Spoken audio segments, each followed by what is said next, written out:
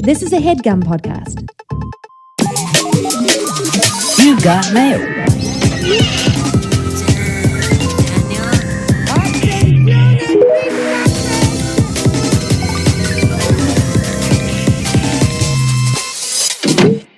Hi, I'm Millie Tamaras. And I'm Elise Morales. And this is Go Touch Grass, the podcast where we log in. so you can log off. Elise and I are two chronically online comedians, and on this pod, we break down the week in internet discourse, viral memes, TikTok trends, and niche influencer drama so that you can do literally anything else. And if you like what you hear today and you want to hear more, we've got a Go Touch Grass Patreon already up and running with more content weekly, access to our Discord community, and our spin-off series, Search History, where we go back and break down a viral discourse from the past. This week, Millie has broken down she goes deep.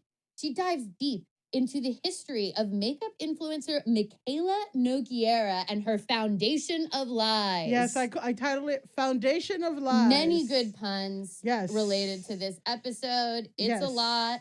There's a lot there. There's lash drama. There's lash lighting for sure. Foundation-related drama. You got to be kidding me. There's where accent she reviews. drama. Yes, fake accent. There's a lot there. So go over to our Patreon. You can buy the episode individually, and then once you hear it and you hear how good it was, you're gonna want to subscribe to the full Patreon. You're gonna want to subscribe. You're gonna be like, well, I gotta get more of this. You can give you a subscription as a gift too if there's somebody in the Grass Nation that wants to. Yeah. You want to support. You want them to kindly get offline.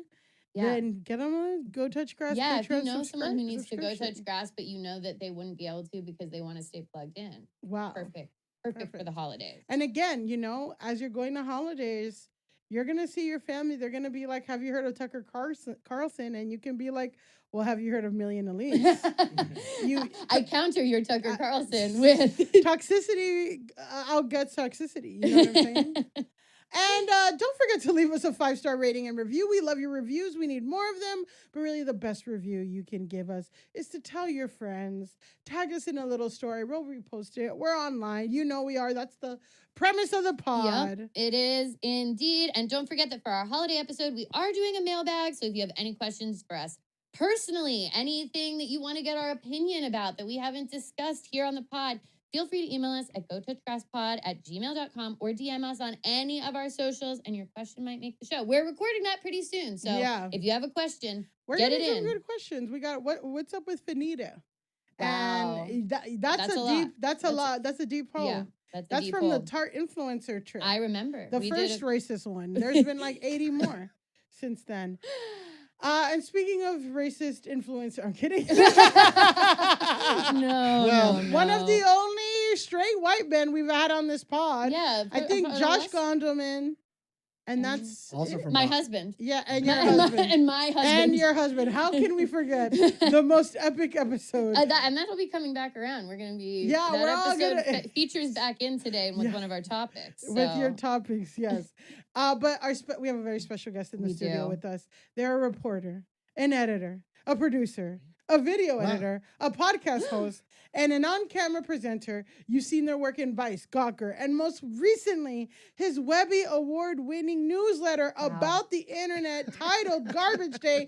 Give it up for Ryan Broderick. Hello, thank you very much. Hi. A quadruple hyphenate? I just do so many jobs for so little money. That's just, you stack them all together.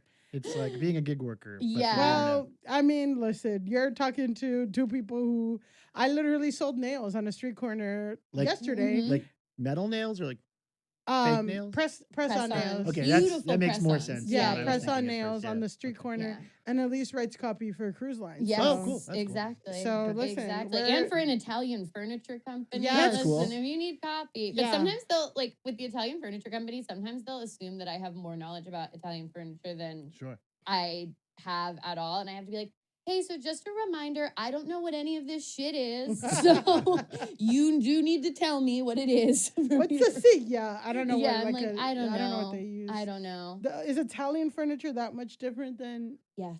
Is it? Okay. Wow. Yes. They have chairs there and It's stuff. more beautiful. Oh, I see. Oh, It's more okay. beautiful. That's It's the kind far of more copywriting beautiful. you That's could nicer, get. that's nicer. Ryan, tell us about Garbage Day and what you've noticed covering the internet for, I would say, over a decade. Long time, yeah. A decade and a half. Yeah. Who knows? You've been covering the internet. So tell us what Garbage Day is and then Sure. also anything that you've noticed covering the internet so long. I think the internet's fine right now. Okay, great. Everything's fine. Oh, well, then let's close yeah, the we're show. good. Yeah. We're good. And that's our Um, episode. Hey, Yeah, thank that's our you for episode. coming. Thanks for having me.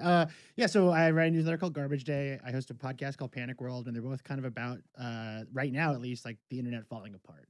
I feel like a lot of people sort of have begun to realize that like the things that used to kind of work definitely don't work anymore. And I'm particularly kind of interested in like how we're reacting to that. So, you know, just this morning I was looking at the people behind the Hawk to a crypto coin. We're going to talk about that later. So Because I was don't spoil curious, that. I was curious like Coin who will be made it, here. and I Yeah. found them, and so I'm always really interested in sort of weird stories like that. So that's my And- major focus. And what are the things that you feel like don't work anymore? Because I feel like definitely probably about 10, 15 years ago, the internet was so message board focused. It was, yeah. And now it's kind of not. So like, what? Yeah, like I'd love to hear what you think worked in the past and doesn't work anymore. Yeah, I think like the internet used to not have to work. Like it could have just been a simpler place where we're all spending time, you know, Live Journal or, you know, MySpace or whatever. Like these platforms we didn't really care about, but we could use them. But then over the 2010s, we needed to care about them because they became very important. And unfortunately, the companies that run them don't really care about them anymore because they're not AI driven. So there's like a new wave coming theoretically. And so a lot of the stuff that we still use like doesn't really work that well. Amazon doesn't really work that well. Facebook doesn't really work that well.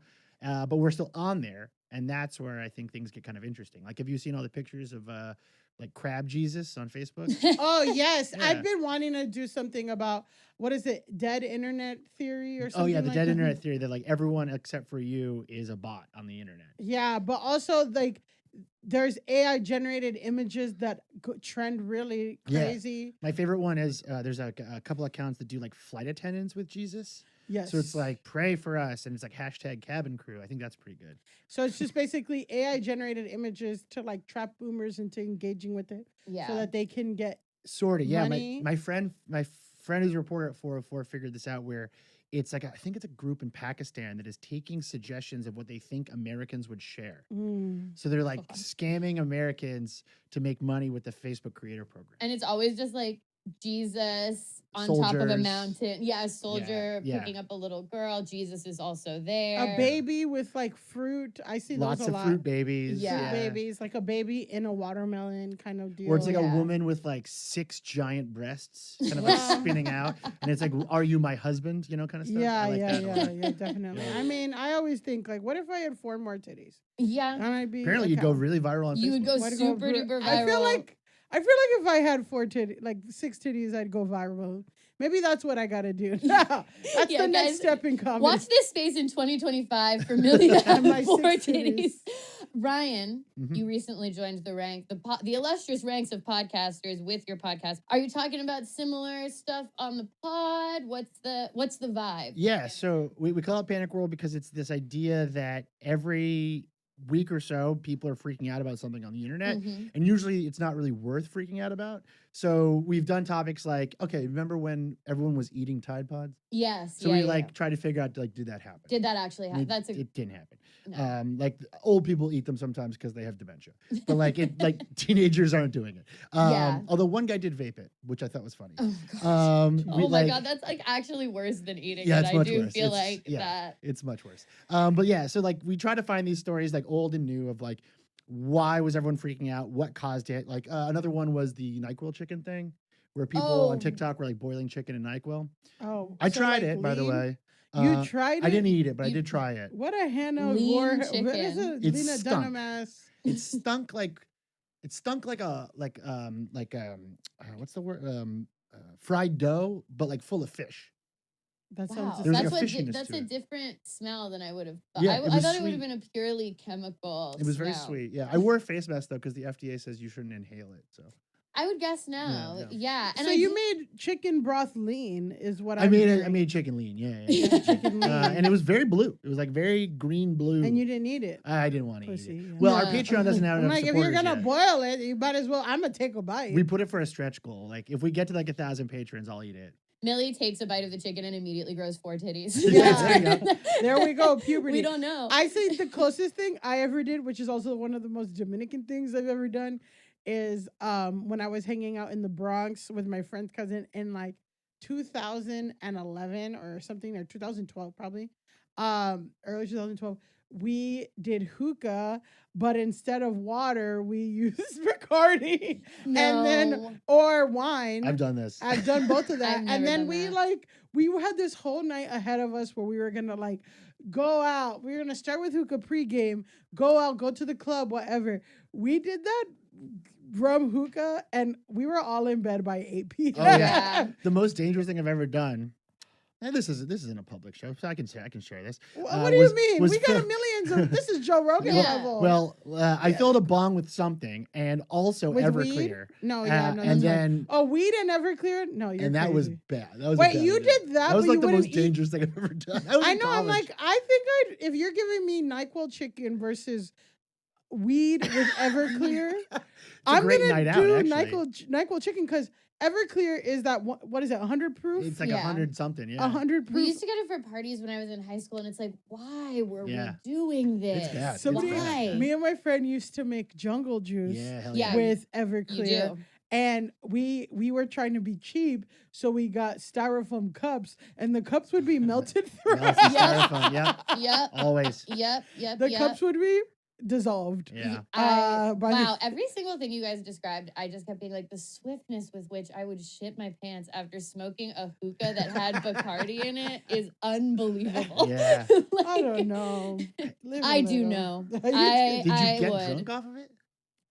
we certainly got lightheaded. I see. We got lightheaded. We were fucked up. We were sleeping. Yeah. But also like I don't know if it was specifically because of the Bacardi or is because we had a long day.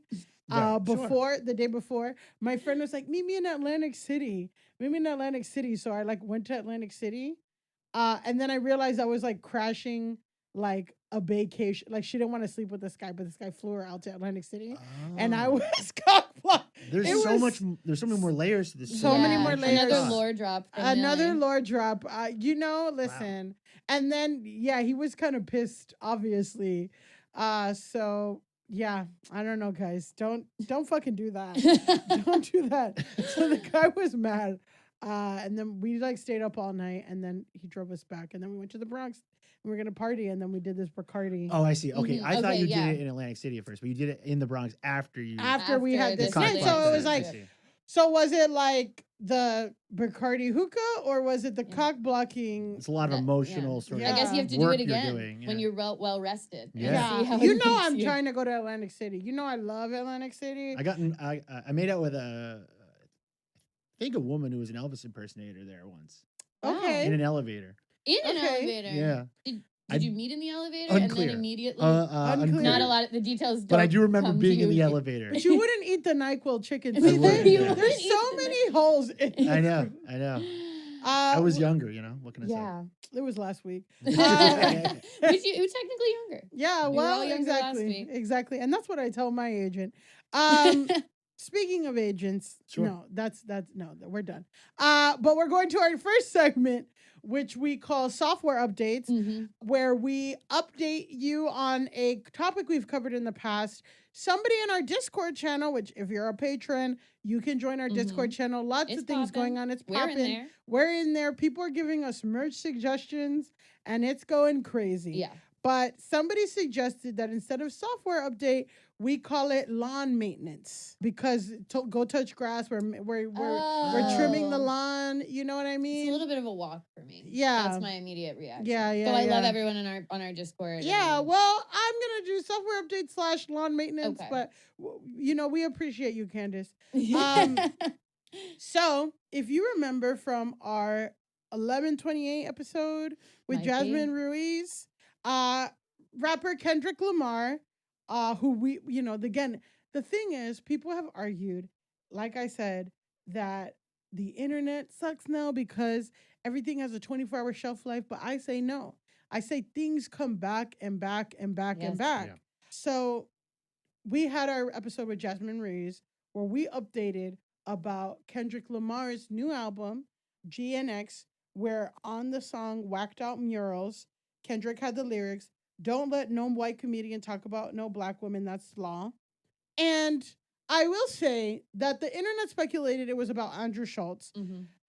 but really the conceit of the song was really talking to black men of like, Yeah. hey, don't do this. Yeah. He didn't call out anyone specifically, and it wasn't two white comedians. He just said, don't let white comedians do this. Yeah. Andrew Schultz freaks out. At first he went through hip hop journalists and alleged rapists, DJ academics. And so I have to say that every time. And It's important. It's important. And said, quote, Kendrick is too woke to understand a joke. That's what Andrew Schultz's first statement is. Then on his podcast, he commented more. And, his first point was that he can't believe this conversation is happening because hip hop has never respected women, so why do they care about him disrespecting women now? And Kendrick Lamar is a hypocrite. He made the interesting point that, we've made on this podcast in the Jax Moreau episode of like, actually, both men have no regard for women. If you're making a hot top hip hop song where everyone's dancing to pedophilia, it's dark. So he makes that point, but then he goes on to make this point. Let's watch. He just can't ever shut up. Can he? No. But it is crazy. He didn't. But I need Kendrick. I need you to do it, Kendrick. You want to squabble up with I Kenny? need no. I mean, here's the thing. This is the thing that is kind of funny about it. Is like, first of all, Kendrick's people and the gang affiliate, everybody, his security, they will kill me. They will destroy me. They'll find me in the street. They'll fucking cut me up. They'll shoot me. They'll do whatever. I'm not a tough guy. Y'all do. But just Kendrick, I would make love to him. And there's nothing he can do about it. Just Kendrick Lamar, I would make love to him. And the only thing that he could do is decide if it's consensual or not. That's the only thing he could do. If it's me and Kendrick, this is about physics. It's about physics. I don't even know if I'll get hard. But if we're in a cell, there's a chance that if we're in a cell and we're bored and we done tattooing each other, whatever you do in the cell, and we ran out of board games and we did all the other things, we cleaned everything, and I'm like, man, I might as well fuck you.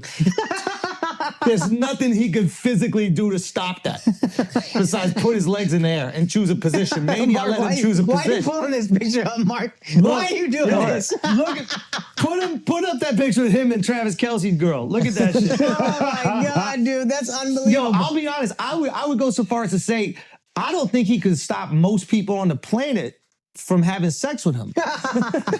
Like, the only reason he got security is to stop people from having sex with him whenever he wants. Now, don't get me wrong, there's people who could fuck me against my will. I was in an elevator once with this drag queen, and this motherfucker was like 6'5". Oh, yeah. And we're in the elevator, and we're going down. I'm like, yo, if he wanted to take it, I gotta cause a ruckus or something like that. Like, I gotta have my pants. I gotta do something. Yeah. I gotta do something to stop. He might enjoy it. I have no clue what they're into, but I know with Kendrick that he's talking a lot of shit. But if it came down to it, I could put him on my lap. I could feed him a bottle. I could put him on my lap. I could feed him a bottle and make love to him if I wanted to. And there's nothing he could do about it. I might not be hard. Dick might just slap soft against his butt. But you could just beat him up. Talk to me, guys. I bet if you're like 11 years old, that's like the funniest thing you've ever heard in your life, right? Like if you're just like an iPad baby that like doesn't do anything but watch like shitheads like that on the internet, like that must just blow your mind. It's so Goddamn. disturbing, and it went on for so long, and like it kept getting worse and worse, and it's just, I don't know, there's this, but it's bizarre to me to be like, to basically say like, I could commit rape. Yes. I would do it. Like, But you can't say that because you don't want to get like hit by like YouTube censors. yeah, so he's saying make love. I would make love to him, which is very gross. It reminds me of recently there was that guy on Twitter who's actually like the guy on Seal Seems Thick who killed Osama bin Laden, Yeah. who like quote tweeted some other guy, and he was like, if this were ancient Rome, I would make you my concubine. It's like, what? That's Like, what are so you weird. It was like talking a about? bunch of like teens that were helping out Kamala Harris's campaign. I Yes. think. Yeah. And he was like, in ancient Rome, you would be food and concubines from people like me. And then like this kid had to be like, the guy who killed Osama bin Laden just said he would make me his concubine. Yeah. Like, it's So fucking weird. bizarre. It's so weird that they think like that. I'm just gonna say it's actually incredible that I feel like there has to be a Guinness Book of World Records to be racist, sexist, homophobic, transphobic, obnoxious, and unfunny in a 2-minute clip. I I mean, know. it is impressive. It was, You gotta give it to him. he really covered a lot of ground in that clip of just like fucked up stuff, and also referred to Taylor Swift as Travis Kelce's girl, which I'm know. like, you're a fucking like, Yeah. that's also just a little, obviously I knew the he was gonna get smallest the white thing, women with that one. but I was just like, you know that Taylor Swift is like one of the most famous people on planet Earth. Like, But let's that's be his fucking fucking real. point. Yeah, that's his fucking point. Is like, first of all, Kendrick is shorter than Taylor Swift, so la la la, Yeah. whatever.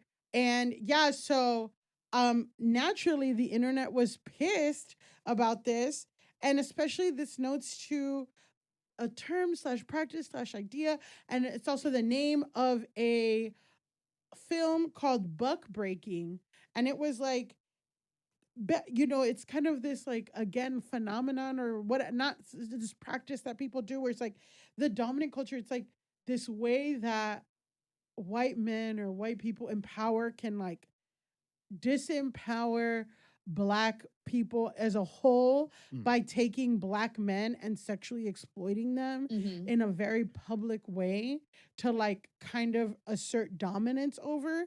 So that is like a thing that has been done since slavery. Yeah. And like, it's so funny that Andrew's natural instinct was to go to this thing that has Right. been like studied and like whatever. Yeah, it's like he could have just been like, Kendrick is very short and I could beat him up. Exactly. Like that's And that's what the And only person that wasn't laughing at that panel was the white guy. And he's like, why are you going there? You can just say you want to beat him up. I think he says Yeah. it at the end, right? Like, and it's like, instead he goes on like a almost 5-minute tirade about wanting to rape Kendrick Lamar, which is psychotic. yeah. And like, it's very purposeful. It's obviously very purposeful. And all that does is say that you would be a rapist if you could. Like it's Joke's on you. Yeah, I'm gonna be a rapist. Exactly. That's what's so Okay. crazy to me is like, I could rape you. It's Yeah, like, sure, I man. guess if you're a rapist, Yeah. like you could do that for sure. One thing that has been surfacing is his ex, Sarah Phillips, who is biracial. People have been seeing like an Instagram note thing that she's posted from 2015 where she was like, do not send me any video clips or pictures of my ex. He was incredibly manipulative and abusive. Goes on to make these very sad, dark allegations, including, this was the most disgusting thing, she caught him using her toothbrush to clean his shoes and not saying anything. So she was like sick. Just Ugh. this is nasty. Yeah. This guy's fucking gross. No, that's someone who like obviously this is someone who gets off on like degrading people. Well, guys, Oh, it gets worse? then Andrew Schultz went on the Flagrant podcast, Mhm. the podcast he hosts with Charlemagne, and, you know, makes a statement. And I want you to, just to say this, I want you to, he's sitting with Charlemagne and next to a Black woman. Okay. So he's saying this next to a Black woman. Let's watch. I bet it's going to be very nuanced, very apologetic. Yeah, I can't wait to hear how thoughtful this is gonna be. Don't be surprised if he goes crazy. Listen, some of the Kendrick stans have been posting shit like telling me they're gonna take out my family on like pictures of my child, my daughter. God. You surprised by this? This is the nature of the game. Yeah, social media. Yeah, it's social media. It's like, but he says that It's line. like- He says that line. His parent, his friend, some of his fans. The majority of his fans don't do anything. The majority of his fans are just like, they like hip hop. They think he's a great musician. But the most extreme ones, on a picture of my 8-month baby, are going, "You better take security everywhere because I'm coming for your whole family." And this is like multiple. Crazy. So to me, that person, I don't blame Kendrick. We can't control what our fans do. But that person, I go, you're talking about my kid, man. Like, I have to screenshot you, know who you are, and if I ever see you, You can't play with it. Yeah, It's you a can't play di- with it. No, I'm with you. 100%.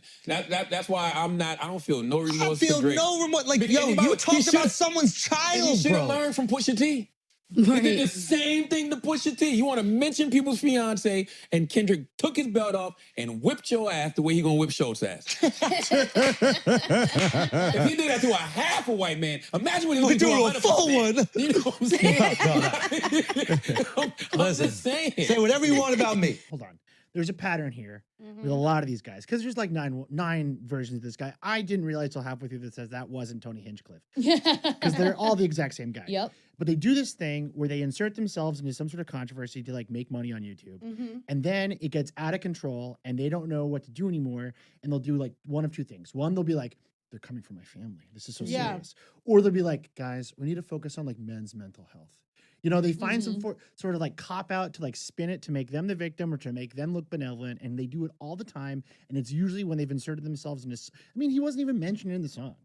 And He wasn't even mentioned in the song. So to put this into context, he heard a song, believed it may have been about him, went on a tirade about how he was going to rape Kendrick Lamar over and over again. And then was like, "They're coming for me." And then said a bunch of other offensive things too. Yeah. I mean, that's my thing is that it's like, well, you created a situation where there is no line. Right. By going on this truly, how long was that video that we just watched? 2.5 minutes. And that was cut. It was like way longer. A long rant where you're joking about using sexual violence against someone, and then you go, "Whoa, but don't comment on pictures of my kids." Right. It's like you actually already crossed an uncrossable line, and now there's a free-for-all situation. And he crossed that line in response to, again, this whole thing started because he heard about the black girlfriend effect, right? Which is, again, was a positive thing about black women. Decided, no, black women are violent and shitty. Then people got mad about that. And then he doubled down.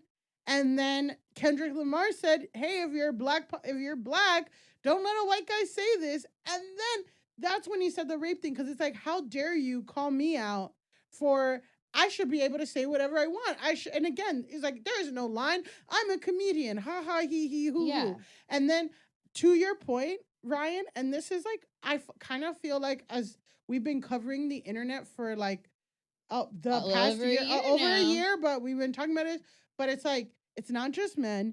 There's a bunch of fucking people who say crazy shit, wild shit, and then they get the consequences of their shit, and they're like, my mental health, I'm being bullied. People, I'm getting death threats, and I'm just to the point. I'm completely desensitized. I'm like, show me a fucking death threat. Show me, which is like terrible. Yeah, I feel bad that I'm like 4 a day. Just like if anyone talks to me with less followers than me, I don't consider them the same sort of importance as me. And that's what these people should start doing. I mean, well, and I just remember this girl and take that to the bank. If exactly.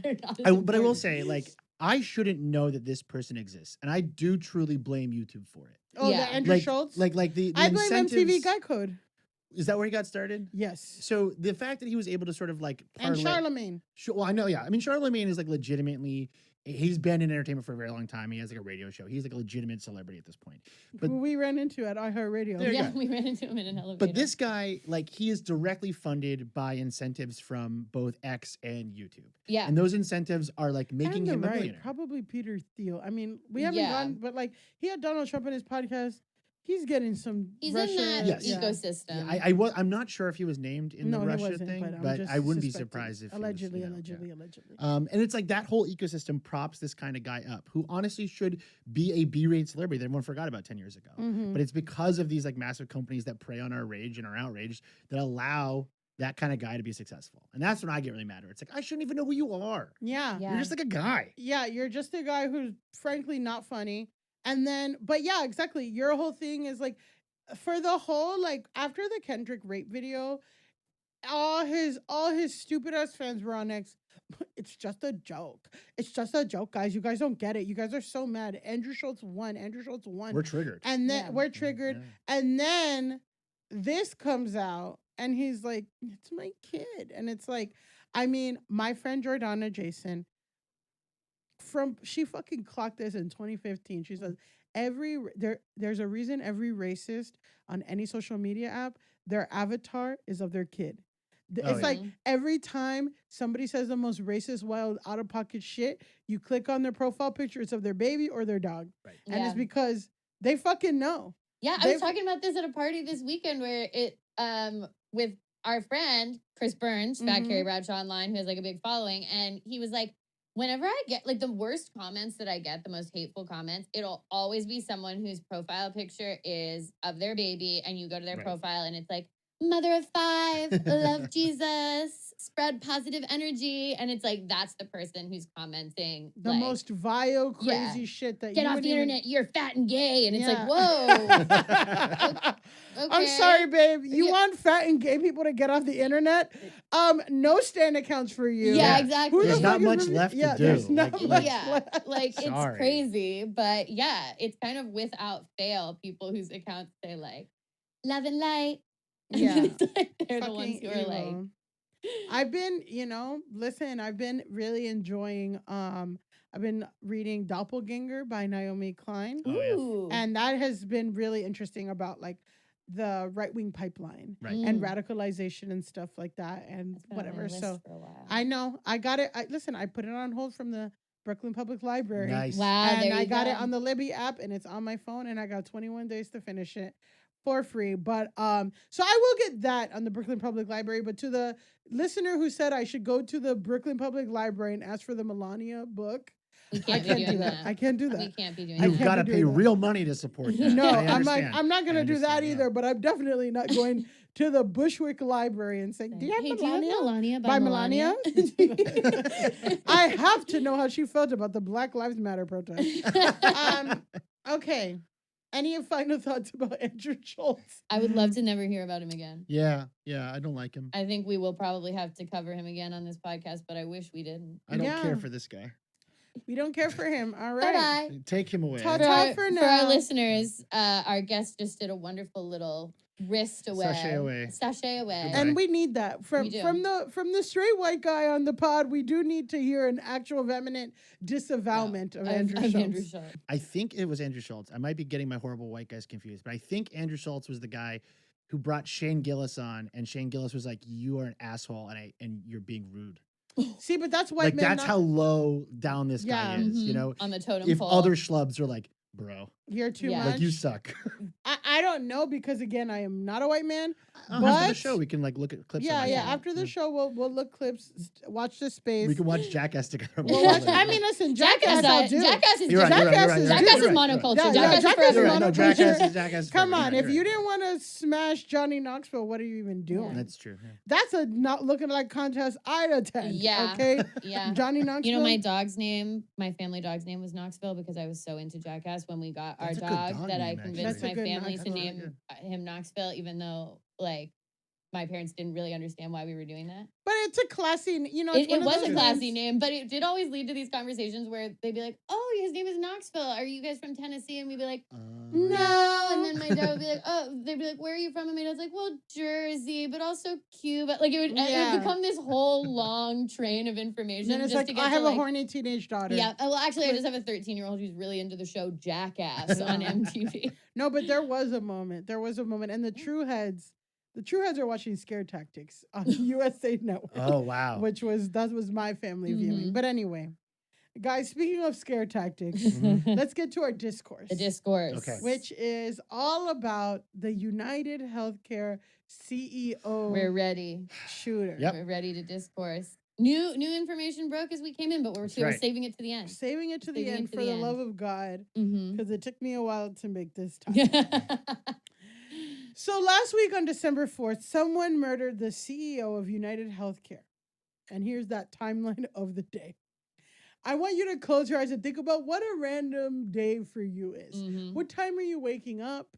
Yeah. What time are you getting business done? What time are you walking your dog? Okay. Because it won't be as productive as this motherfucker. I'll tell you that right now. The shooters. The shooter. Yeah. The shooter's fucking working, okay? So December 4th, at 5:30 a.m., the suspected shooter leaves the hostel. Okay. Well, because he was staying at a hostel. Leaves the hostel before dawn. 5:41, he appears on video at 54th Street and 6th Avenue walking back and forth in the area of the Hilton Hotel, where the United Healthcare's parent company, United Health Group, is holding its annual investor conference. Police deduce that he rode a bicycle to the Hilton because it took him such a short time to get there. Hashtag bike rides, hashtag transportation alternatives, hashtag walkable city. At one point, this guy, the shooter, went to a nearby Starbucks, purchased a bottle of water, and at least one energy bar before returning to the hotel. Important to stay hydrated. Yeah. 6:44 a.m. He shoots Thompson as the executive arrives alone on foot, having walked from a hotel across the street. The man flees. 6:48 a.m. The man enters Central Park by bicycle at 60th Street and Center Drive entrance. It's in the park and away from security cameras that police believe he discards a gray backpack. 6:56 a.m. He leaves the park at West 77th Street and Central Park West, still on the bicycle. 6:58 a.m. He passes another camera on 85th Street. This guy's fucking zooming. Yeah, I know. I'm like, wow. This guy's zooming. Yeah. Wow. What a great workout. At 85th Street and Columbus Avenue, still on the bicycle. Okay, but now he's going slow because at 7 a.m. he's at 86th Street. Well, he's only had a power bar. Yeah. At least one. He's got it, without a proper record. But he don't got the bike anymore at 7 Mhm. a.m. 7:04, he enters a taxi northbound at 86th Street and Amsterdam Avenue. 7:30, he's near the George Washington Bridge and the bus terminal there. It offers commuter service to, so they said it, New Jersey and Greyhound routes to Philadelphia, Boston, and Washington, D.C. Okay. After the attack, investigators find the words deny, defend, and depose written in permanent marker on ammunition at the scene. The words mimic a phrase used by insurance industry critics. So that was his day, right? That was December. It's quite a day. Yeah, That's great. Quite quite a day, all before fucking the sun came out. That's great. Right, I have my first morning meeting at 9:30 a.m. So by the time I was doing my first real thing of the day, this guy had traversed the city on a bicycle. Oh, he was gone. He was gone. He was gone. He was at the George Washington Bridge. And the George Washington Bridge famously has a bunch of jitneys too. Yeah. That you could get on. So you don't even need like a real you pay cash. If I was getting out of the city, I would get on a little jitney. Oh yeah. And chill. I have so many jitney stories that'll have to be another day. So news sources like CNN and the New York Times have commented on how disturbing this killing was and how messed up it was. And, that can be highlighted by the New York Times piece titled "The Growing Cost of Making CEOs Safe." Won't someone think of the CEO? Someone think of the CEOs, but here's the I can think of something else that's growing in cost that has led to this problem. Well, but okay. Gun prices. Yes, well. It's hard to get a good silencer these days. Exactly. The unexpected. Oh, we have details about that actually. Okay, well. Hold your goddamn horses. Right. Right. The unexpected challenge that police faced was that people were standing the UHC killer. Yeah. Celebrating him as, quote, Fozzie folk hero who struck a blow against a detested institution, the nation's for-profit healthcare system. Again, people were like, this guy's fucking awesome. We love him. And then started the memes. The memes started. There were memes about, him going to Starbucks because famously a lot of people have boycotted Starbucks because of the Palestinian genocide. So people have, stopped. And also, so people were like, well, I really supported him until. I saw a lot of people retweeting and being like, girl, the boycott. The boycott, So that was funny. And then, as we covered on our appearance on the Daily Zeitgeist, doctors in one of the internet's top medical communities have turned on the healthcare CEO, Brian Thompson, in such a brutal fashion that Reddit moderators deleted a thread on the killing in r/medicine. Yeah. It got racked up 500 replies. The commenters were, overwhelmingly criticized and satirized the insurer's alleged denial of coverage to sick and dying Americans in order to juice profits. The top comment, which received Hundreds of supporting upvotes from other users mocked UHC's notorious track records for refusing to pay out insurance claims, and it's written as a lengthy spoof rejection letter. So this is what they wrote. Following a careful review of this claim submitted for emergency services on December 4th, 2024, you failed to obtain prior authorization before seeking care for the gunshot wound to your chest. If you'd like to appeal the fatal gunshot wound, please call 1-800-555-123 with case number 123456789P to initiate peer-to-peer within 48 hours of the fatal gunshot. So that's kind of like a satirical response because that's literally what they do. Yeah. I saw a lot of stuff that was phrased like that. That's like, you can apply for thoughts and prayers here. Like, sorry, I applied for thoughts and prayers, but they weren't approved. Like, just that entire world of responses. They also took him to a hospital that wasn't in his network. Well, I'm not even kidding. Well, I mean, when your net worth is $43 million, what's not in your network? A very common thing that was paraphrased, the earliest 20th century trade union lawyer Clarence Darrow said, quote, "I never wished a man dead, but I've read some obituaries with great pleasure." So, did you guys get like a horny post about it? Yes. Yeah. So now we're going to the horny post. Okay, cool. The NYPD released a photo of this man, and everybody replied. They released a photo hoping to get help, and what they got instead was thirst. So this is what people are saying. This is one tweet. I'm not seeing enough discussion how hot the assassin is, and that's the real crime in this whole matter, wrote one Twitter user. Another one said, "Healthcare CEO gunman lookalike contest in my bedroom at 8 p.m. tonight." They did do a lookalike contest. They did in Washington Square Park. We're going to tell you. So somebody said, "Babe, wake up. The alleged CEO shooter is low-key hot." Somebody said, "I'm sorry, but the other site," they're talking about Blue Sky, "can never replace the collective insanity of Twitter, finding out that the United Healthcare CEO is not just a social justice warrior, but is also an absolute panty dropper." Special times. Adding fuel to the fire, they release another screenshot or photo of this guy, of the suspect, and he has taken off his mask and smiled. But the smile was because he was doing a flirty exchange with a woman that worked at the hostel's front desk. Dude, he had such a busy morning.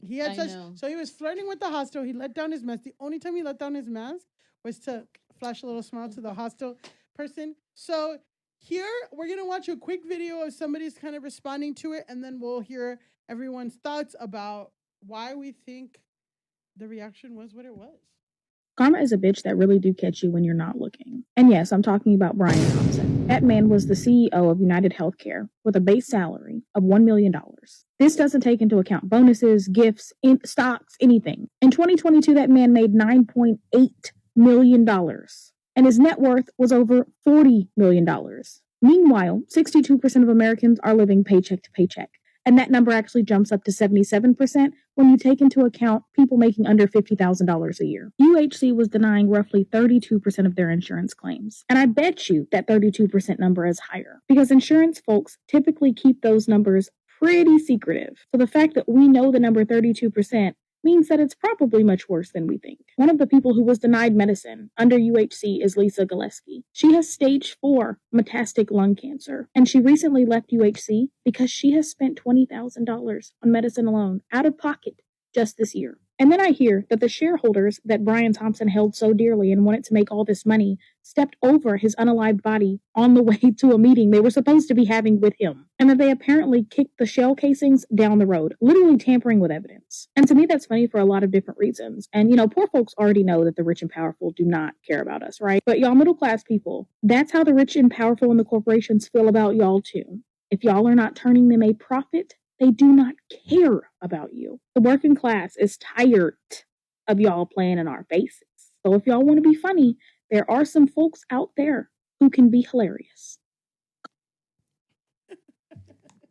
And who is the creator that made that video? Shout out. The creator is Zem, Z-E-M. Well, congrats to Zem.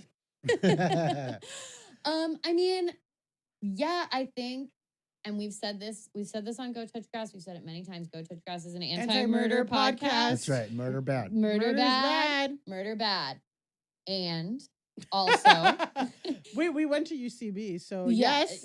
And also, when you create an industry that literally builds itself on devaluing human life, putting a dollar figure on the worst moments of people's lives, their cancer treatment, saying, actually, you know what? Do you really need nausea medication after chemo? We've decided that you don't. Does your wheelchair actually need a new wheel? We've decided that you don't. That industry in and of itself devalues human life with a callousness that anyone who's engaged with it has experienced. That has created a system where someone can gun down one of your executives and the reaction from other people is quite callous and technically like devalues human life. But it's like, that's what you've been doing to us. Yeah. That's what you do to people when you deny medically necessary claims. And the only way any of these companies make money is to deny claims. They don't make money by paying your health insurance. They make money by denying your claims. I mean, UHC has an AI that will determine whether you get paid out, and it's usually it was like set to false. not. It was Yeah. But like to paraphrase like this great post from Michael Hobbs, the podcast. Yes. So he tweeted this like 2 or 3 years ago, but he's sort of nuked his account. So I'm going to paraphrase, where it's basically like the story of the 2010s is that we created a system that allowed the rich and powerful to hear the thoughts and concerns of the poor and the marginalized, and they promptly went insane. And I do think that like the reaction that I'm seeing now, where it's like, don't joke about that. That's not funny. It's a lot of rich people seemingly for the first time ever in their lives realizing that like Americans do not care if they die. And it seems to be really freaking them out. And, it shouldn't. But it seems like it's a real shock to a lot of elites in this country this week, being like, oh, they won't even respect us when we die. But I mean, to be fair, Elise talked about like the very real thing of, healthcare companies creating this thing where they're putting a dollar amount on value of human life, but also this country politically has lowered the value of life because fucking kids can get gunned down for being in school. Yeah. They're getting and we're desensitized to that. There are kids 20 kindergarteners who fucking lost their life. And I could be talking about 2 different shootings. Yeah. You don't know if I'm talking about Uvalde or Sandy Hook, because that's the fucking shit. We're talking about Parkland, where there's endless things where it's like people's fucking kid, their reason for getting up in the morning gets gunned down and nothing changes. No gun legislation. We can't even study it. We can't even do anything. So of course, what is that telling us? That gun profits are more important than people. So now you want us to care when someone who actually is probably doing way more damage. But it's even worse than that, because like we're recording this on Monday. Literally 2 hours ago, Daniel Perry was found not guilty. Yes. So not only is it they don't care about gun violence outside of their like gated communities, they're totally fine with vigilantism if it's supporting what they care about, which is like racism, white people. Yeah, for anyone listening, Daniel Penny is this guy who choked out a homeless person on a subway car. Yeah. The guy was having some kind of a mental episode. It's whatever.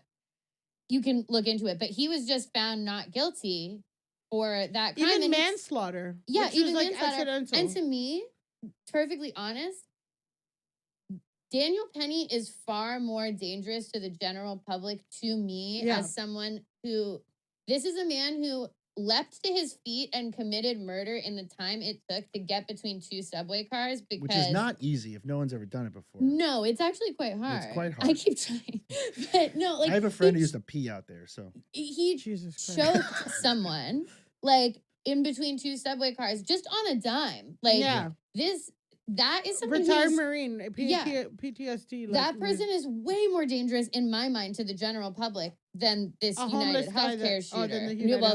Than the person he killed, but also to this United Healthcare shooter who we're gonna find out more about his motivation. Yeah, we should probably not get too on his side based on what's about to come out. We don't know what, but it's just I guess like a big conversation about like in the, mainstream popular media is like, how could people celebrate this? Why? And we're getting to those things of like, look at the state of our country right now. Look at, all these people, like I said, I said on the Daily Zeitgeist of like, look at like how Trump won, how people were so despondent and stayed home from this election because they didn't feel like people were talking to the concerns. Democrats weren't talking to the concerns of the working class. They want to like nuke the system, whatever. The system is not working for a majority of people. Some people think their solution is voting for Donald Trump, which is insane to me, but whatever. Not my personal avenue. My personal thing at all, but whatever. Ryan, did you? Oh no, I'm kidding. Ryan, tell us who you voted for. Ryan, do you disavow? Disavow. I just think RFK has some great ideas about milk. That's all. Is it RFK or his brainworm? Yeah. So either way, one of them's in charge. One of them's in charge. No, but yeah, it's like this is why, and it's like if you can't even understand why someone wouldn't blink twice, given the past 5 years, 10 years. Even the past 5 years where 1 million people died of COVID and fucking nobody, you know what I mean? No one cared. Like, so it's like, you want us to what now? There's also like, it has kind of happened before. Are you guys familiar with like the assassination of the Japanese prime minister like 2 years ago? Shinzo Abe. Yeah, so this guy built what people call the doohickey. It was like this like gun that shot batteries because it's hard to get a gun in Japan. Yeah. And he killed Shinzo Abe and they're like, why? And he goes, well, my mom was part of this weird religious cult the that Moonies, he's part of. which the Moonies, I listened to that documentary podcast. Yeah. Those motherfuckers, crazy. But here's the thing. The whole country was like, that's a good point, actually. We should probably get rid of that. And then they did. So it's like, it's not totally crazy that like there's a massive political response to an assassination. Like it happens. That's what they're for.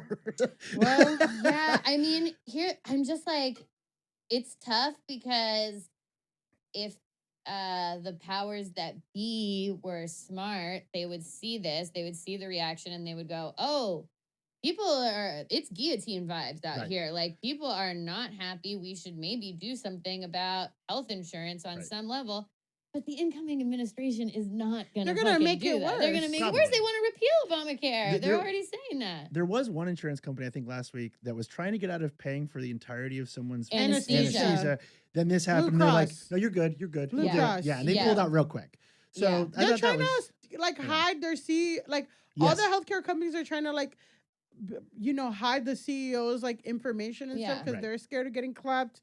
Babe, you should have been whatever. So yeah, but that was interesting because Blue Cross Blue Shield had just announced that they were not going to cover the entirety of anesthesia for certain procedures. Like they were going to cover up to like a certain amount of time, even though some surgeries take like fucking 10 hours. Yeah. And the ones that take 10 hours are probably the most needed. Like the longer your surgery is, the more vital it probably is that you're like having that fucking surgery. And they were saying they weren't going to cover it. And then they pulled it back, but I think they only pulled it back. They were going to do it in like New York, Connecticut, and another state. And then they only set it for Connecticut. But then now Kathy Hochul's like, I'm going to stop it in New York. And I'm like, we'll see that. When I read that originally, we'll see. I thought that like it would be a thing where like your anesthesia just runs out like midway through the surgery. That's what they It's like we'll do 4 of the 5 hours. Yeah, and you're on your own. Waking up in the middle. No, it's just that like they'll charge you at the fucking ass for the rest of it, and you'll recover from your vital surgery, and you'll get hit with like a $20,000 bill for anesthesia because they're like, sorry, we only covered for the first 90 minutes, and your surgery was 10 hours because you had a brain tumor. Sorry. It just fucking It's and it's also like some asshole in the middle of the country can get an extra yacht or something completely. Again, this guy had millions and millions of dollars. And I feel bad because he has kids and like, a family and like they're going to live without a dad and like to also see that their dad, like people are celebrating, like that has to be so hard. But it's like, but the temperature and the shit in this country is like, y'all wouldn't even look twice. Like, because his kids aren't going to school where a school shooter will come through, and his kids will be always fine with, medical coverage and whatever. So it's just, it's although we just probably should talk about the shooter now because I was gonna say some of this. It changes the meaning of some of what we're saying here. Well, one more thing. Since the NYPD was having trouble locating him, which has now changed, but they posted this man's photo and several people flooded the NYPD with fake tips, and a lot of people were dressing like the killer to confuse law enforcement. And in the trends right now, which I kind of feel like the lookalike contests were going like down, right? There was lookalike contests where people advertise, like put flyers in a certain city, and then have people that look like celebrities go to a public park and stand in the audience like votes. So they've had again Timothy Chalamet, Zayn Malik, Jeremy Allen White, Glenn Powell, Rachel Sennett. And this past weekend, there was a UHC shooter lookalike content in Washington Square Park. I did see one post that was like, imagine if one of them just was him. Yeah. Which would be very funny. But I think we've now found that he was in Philly. At Yeah, the he time, was in so. Philly, which I would have gone to Canada, but whatever. So the NYPD offered $10,000, which a lot of people for information. A lot of My people deductible's more than that. Yeah, Yeah, a that's lot a of people lot. scoffed at that. I feel like they gotta want it more. And then Yeah. the FBI added $50K to that. Oh, okay. I was gonna show a video of this guy being like, "That's not enough fucking money." This guy's John Wick. He was a professional, but we kind of got there. And yeah, just like finally at the time of this recording, a man in Altoona, Pennsylvania, was stopped with a fake New Jersey ID and is being held for questioning in connection with the murder of UHC CEO Brian Thompson. The man walked into McDonald's where a witness recognized him from the images circulated by police. The man had a similar gun to the one used in Wednesday's assassination-style killing outside a Manhattan hotel. And they also recovered his computer. I know Brian has more information about the shooter. 26-year-old Luigi Mangione. Luigi Mangione. So it seems like he's sort of your typical Andrew Schultz fan, actually. Wow. He's like a kind of a Gen Z-ish hustle bro. He has a Goodreads account where he kind of talks about like the end of the Industrial Revolution, kind of Unabomber stuff. But he's He He reviewed Goodreads the- account is what? What's a Goodreads? Goodreads is kind of like Letterboxd for books. Yeah, it's like a social media app Yeah. where you can review books. Yeah, so he's on there reviewing like the Unabomber's manifesto, but also the Steve-O's biography, I guess. Yeah. To bring it back to Jackass. A widely read Yeah. person. Yeah. He's on X retweeting all kinds of right-wing stuff. He's obsessed with like Japanese birth rates and like men's rights activism. Well, Japanese birth rates are bad right now. So Yeah, but he's like in it for like the right-wing reason, where he believes that like if we return society to like a conservative values, like birth rates will go up because women won't work anymore, blah blah. It's like Elon Musk stuff.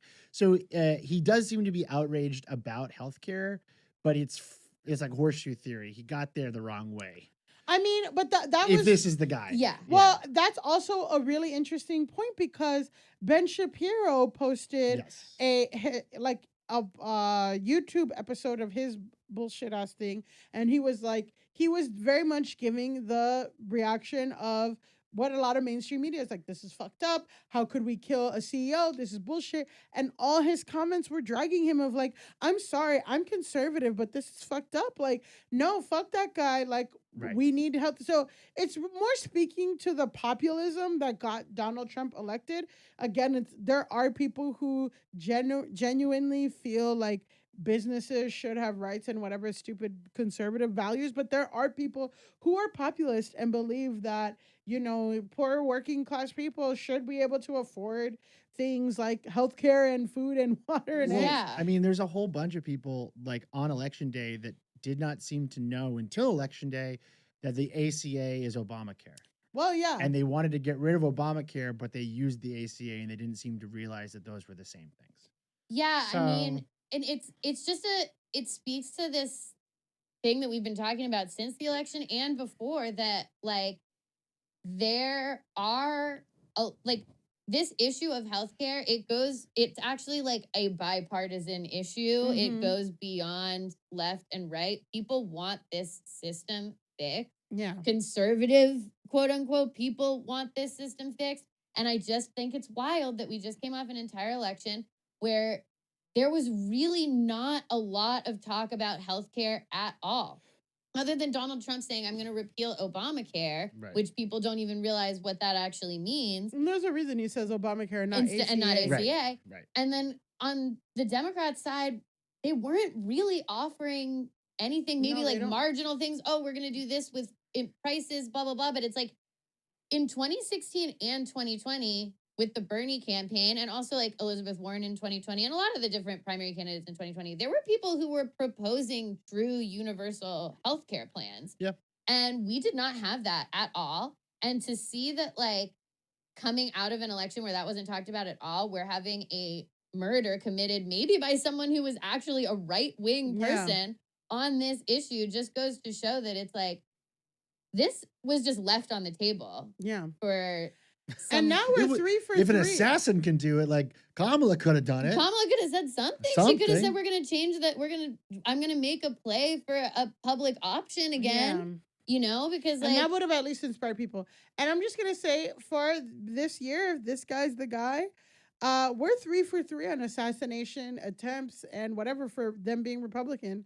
I'm just saying the Trump clip me in the ear guy, the one that was in the golf field. There are all kinds of. That's because they got the guns. They got the guns. They got the Know how guns. to shoot. And they know how to don't use got them. no guns. Yeah. If you're a socialist listening to this, go to a gun range immediately. Oh my Don't God. do that. Bleeping Don't- all of don't that. do Bleeping that. Bleep that. We don't need the white guy. The straight Headgum white guy. told me to tell you No, that no. their official stance is to No. mobilize, No. comrades. Okay. All right, should we move on to our let's next move on, segment? please. Okay, so we are going to do a quick TikTok today. This is our segment where we talk about the intersection of politics and the internet. We've already kind of been talking about this, but this is like a very literal TikTok because on Friday, the U.S. Appeals Court upheld the law that would require TikTok to be sold to a U.S. company or be banned in the United States by January 19th. So, wow, that's coming right up. So close to being free. Gen Z, you guys better get your insurrection hats going. Yeah, you guys better get ready. Let me tell you all about a little website called Vine. Oh my God. So on the day of this recording, TikTok filed an emergency motion asking an appeals court to temporarily block the ban until the Supreme Court can take a look. So by the time you hear this, we might know whether or not that's going to go or not. Donald Trump had promised to save TikTok if elected, but he's also the one who initially kind of started cock of the ban. So who fucking knows? It's because he doesn't believe in say anything. Yeah, It's because he has no beliefs. Yeah, he doesn't give a fuck. He's His only just a belief guy. is burying his ex in his Golf course. course. Allegedly. Oh, no, she is there. No, You're she's right. there. Don't No, allegedly me. isn't there a conspiracy that someone that he else is in killed there? her? Oh, that's it. Yeah. That there's a conspiracy that he killed her because she died under mysterious circumstances. We know where she is. We don't know how she got We don't know there. why she is. Yeah. But you know, it got so they could get tax breaks. Sure. So according to I TikTok, can't believe he's gonna be president again. I know. I fucking hate this country. I know. I'm sorry.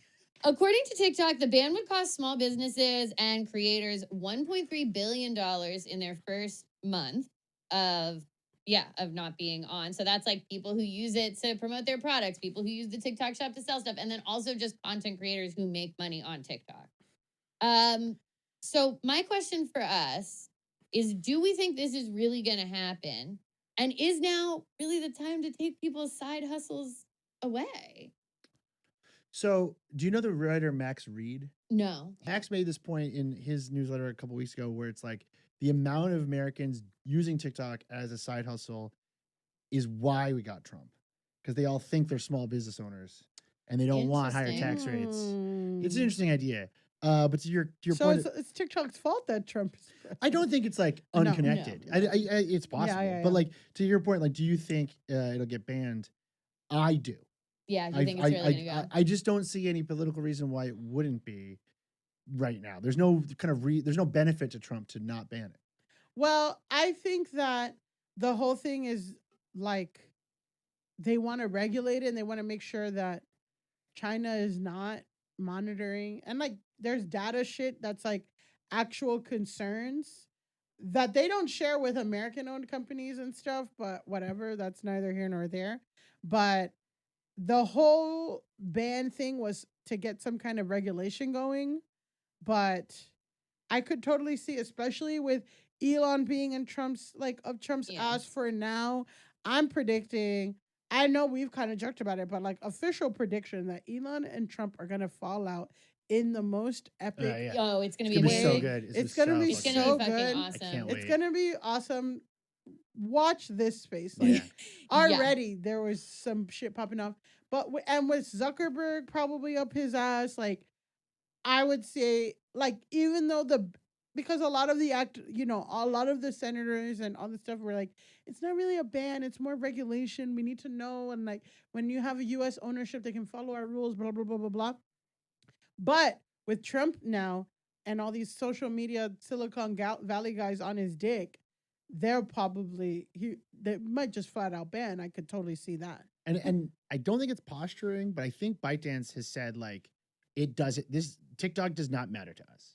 We have Douyin back in China. Yeah. We like have like the amount of like users in like Indonesia and Southeast Asia on TikTok is so massive that like America does not matter to us. Yeah. So yeah, I used to think it wasn't going to happen, but now I'm kind of like, I think it is. And I do feel bad for people who have built businesses on there. Like, times are fucking tough. Yeah. And, you know, I said this on the pod a while ago. I recently monetized my TikTok and saw that, like, you got some good money. Yeah. I know, you can make like a decent chunk of change about that. And people who've really worked hard and built platforms, people who use it to promote their small businesses, like, it is going to take a hit to their wallet. And I do wonder if there is going to be backlash from people who use the platform for their businesses, who suddenly just it's like a rug pull for those people. If that's what you count on all the time. And it's like, everyone knows, you know, again, price of eggs, Trump's elected because of economic anxiety, et cetera, et cetera. Well, I bet they wish they voted for Kamala now. So what Trump can do though is he can say, even though you're right, he kicked off the dominoes that got us here. He'd be like, Biden banned TikTok. See how bad Biden is? Yeah. I mean, I can bring that's it back. like, I mean, that's the whole shit with the right, is that they could just straight up lie about everything all the time. Sure. Yeah. And they're better at getting their message out there because of Schultz, because of all these motherfuckers. Yeah. Mhm. So we'll see. But again, we said Democrats will fucking take some money. Yes. Give us some money. Give us some PAC money. We'll spread the DNC message far and wide, baby. You want us to go on the record and say shit? Let me tell you. And tell people, go on the record and say, the ACA is Obamacare. Yeah. Please, for the love of God. You don't know my wound. My core wound about the 2024 election is that since February, I was trying to pitch an educational video series for Latino voters. Could not get any money for it. From the DNC? From anybody. Okay. Couldn't get any money for it. And then Trump won. So and I'm then like, everyone's like, why do the Latinos? Well, it's not like, you know. what's wrong with the Latinos? Why did they it's vote? not like they were important in this election. Yeah, it's not Yeah. like they big swung way. right in any Yeah. major way. Okay, but speaking of these assholes Yeah. that Millie was referring to, it's time for our final segment. This segment is called Grasshole of the Week. Okay. This is where we Grasshole. name the person who needs to log off the most. Today, for the first time, but probably not the last time, No. our grasshole is Miss Haley Welsh, aka Hawk Tua Hawk Girl. Tua. I lost so much money on her crypto coin. My You- 401k is gone. You lost man. everything on Hawk Coin. Ugh. Yes, we are You're a talking freelancer about... with a 401k? It's called a SEP. It exists. It's called Oh. a single employer pension, and you Oh, can do yeah. it. And I would recommend any freelancer listening to do that. Actually, Yeah, I got one Yeah. with my S corp. Anyway, but not Shit. anymore because I did S-corp. S corp. Woo! Damn, I It's should very get on it. complicated. I wish I never did it. I know, it's like now my taxes are really Well, they're annoying. all Anyway, fucked up. my taxes aside, today we are talking about Hawk Coin.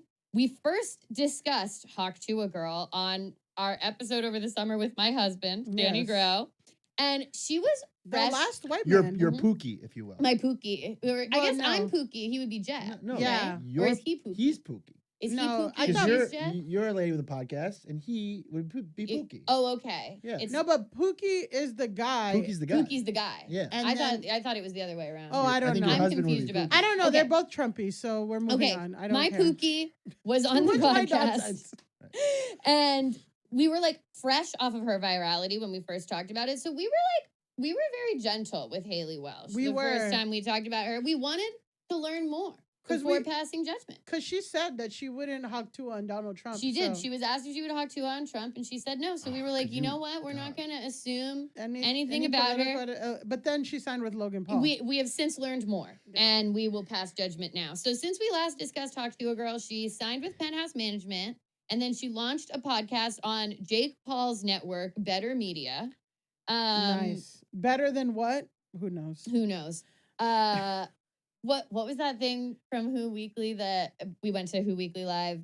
Tyra Banks has a thing where she says, different is better than better. Yeah, different is better than better. So better media, different is better than better. Anyway, her most recent episode of her podcast, Talk to Her, had Brooke Schofield, former Discourse. Oh no, I thought it was Mark Cuban. She had Mark Cuban, but the most Cuban, recent yeah. episode as of this recording is called How to Avoid Getting Canceled with former Discourse, Well, Brooke Schofield. That has to be the worst person to ask, because right now Brooke Schofield is dating a guy who was dating a 16-year-old when he was 28. But is she canceled?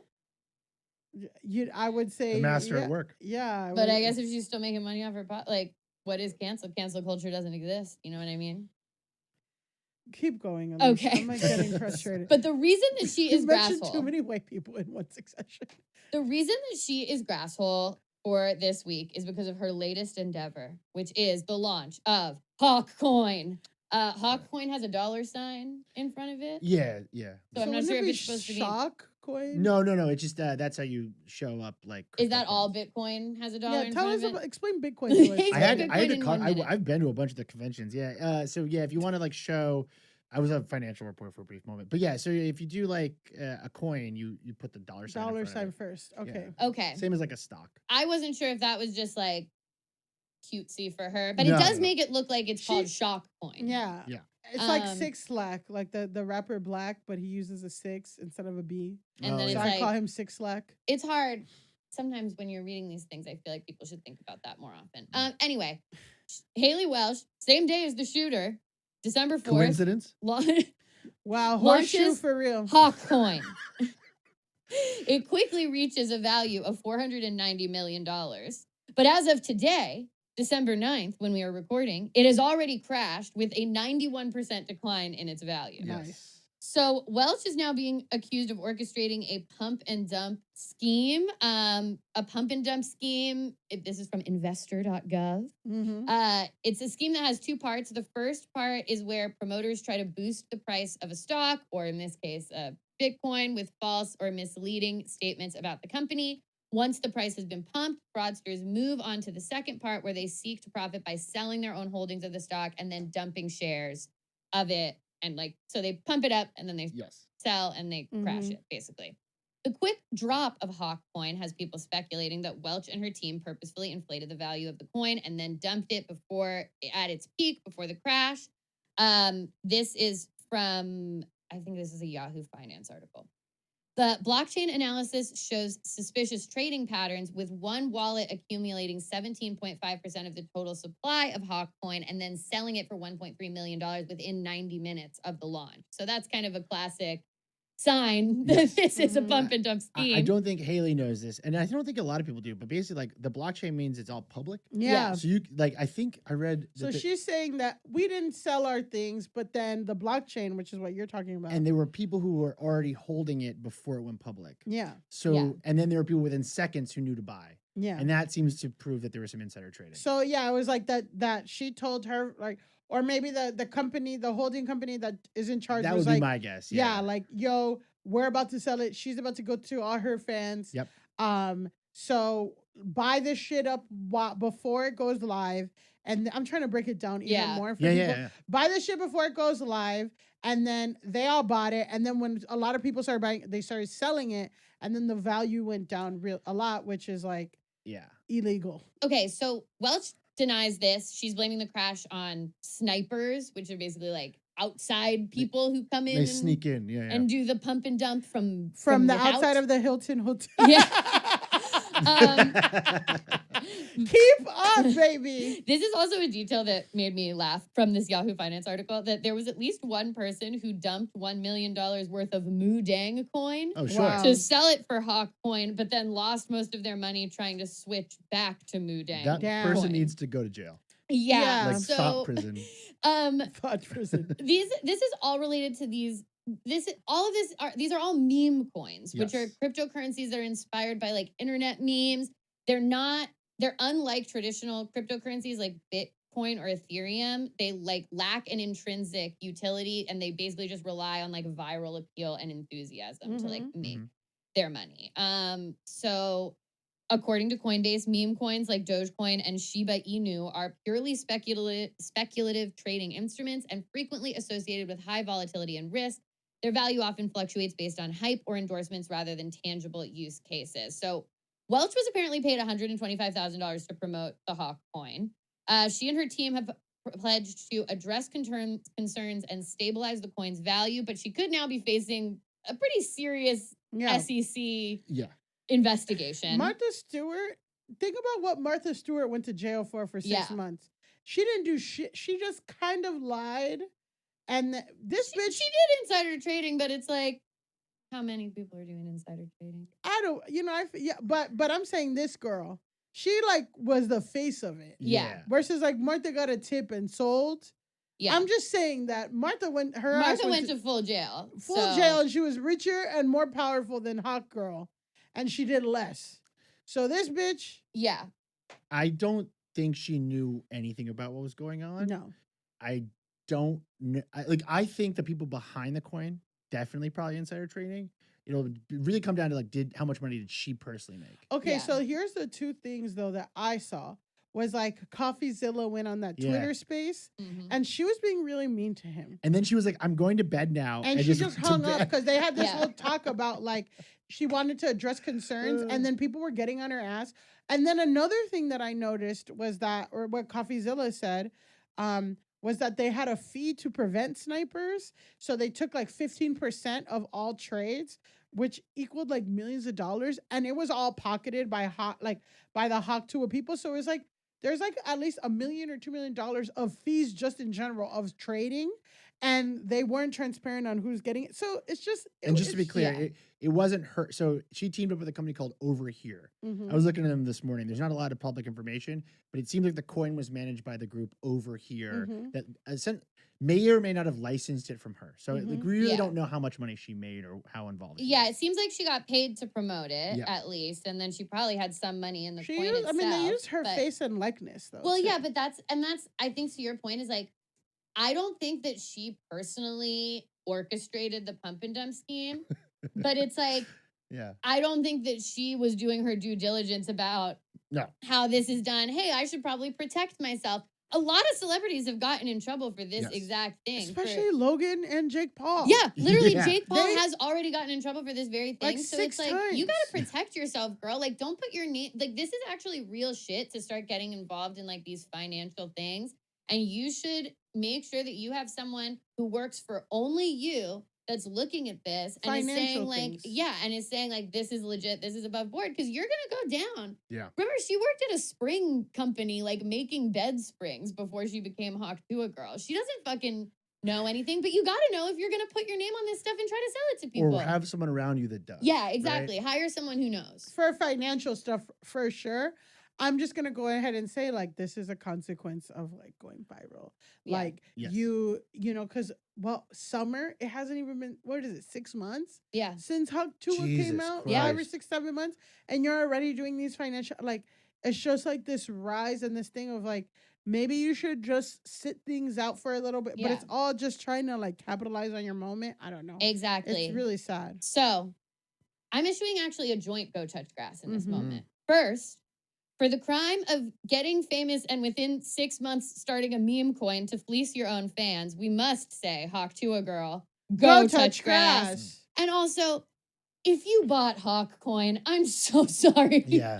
But you need to go touch grass as well. And maybe you like cannot. get serious mental help. Like like if you go put to money in therapy. Hawk coin and then you lost your money and you're feeling bad about it, we're an anti-victim blaming podcast, anti-murder. But take a good hard look in the mirror at how you're spending money, because personally, I would have said Hawk coin had a pretty good chance of being this exact thing happening with it. For sure. Hawk Tuah the moon. Yeah. Well. And on that beautiful note, Ryan, you've been an incredible guest. Thank you for having me. Why don't you tell our lovely listeners where they can find you, read your stuff, Sure. follow you, all of that good. So I'm really big on Parler, Gab. Oh my God. Those are all the free speech platforms. Yeah, those are all. No, you can follow me, my writing at my newsletter Garbage Day, which is garbageday.email. And my podcast is Panic World, which is on every app that podcasts live on, I think. So, beautiful. Yeah. Thank you guys for having me. Ryan, you were a wonderful guest. It was great to have you. Everybody, you can follow this podcast at Go Touch Grass Pod on everything. You can follow me at Pandalise on Instagram and Elise Navidad on TikTok for as long as we got it. Yeah, and it might be Elise Navidad on Instagram very soon. We'll see. Someone has reached out. I might finally be able to change my handle. I don't know if I'll get Elise Navidad, but we'll see. We'll see. Yeah, We'll see. Fingers crossed. Fingers crossed. You can follow me at Millie_Tamares on Instagram and TikTok. You can follow me on Twitter at Millie Tamares. And you can follow me at Blue Sky, what's Millie.Tamares, I guess. And I know I've seen you. I saw the likes. I'm going to be picking the Etsy witch that's going to cast a success spell on me very soon. Yeah. We're going to vote between witches. So it's yeah, gonna be a whole thing. It's going to be a whole It's thing. gonna be a Watch whole it. thing. I see your likes. Like, I appreciate it. We're going to Willie's getting success soon. So anyway, with that, everybody, go touch grass. That was a HeadGum podcast. Hi, I'm Caleb Heron, host of the So True podcast, now on HeadGum. Every week, me and my guests get into it and we get down to what's really going on. I ask them what's so true to them, how they got to where they are in life, a bunch of other questions, and we also may or may not test their general trivia knowledge, whether it's one of my sworn enemies like Brittany Broski or Drew Wallow, or my actual biological mother, Kelly. My guests and I are just after the truth, and if we find it, great, and if not, no worries. So subscribe to So True on Spotify, Apple Podcasts, Pocket Casts, or wherever you get your podcasts, and watch video episodes on the So True with Caleb Heron YouTube channel. New episodes drop every Thursday. Love ya.